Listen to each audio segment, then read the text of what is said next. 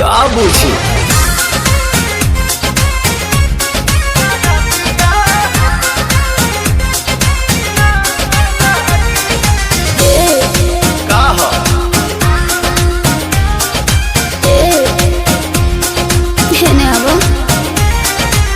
बैठलो सादावा से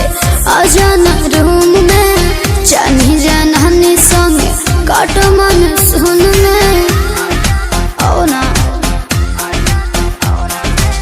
बैठलो सादावा से आजाना रूम में जानी जानी संगे काटो मन सुन में हो चला कमर के भीतरे हमहू बानी हिटरे मजा तो के मिली जैसे आगी तो चप धन हो सारा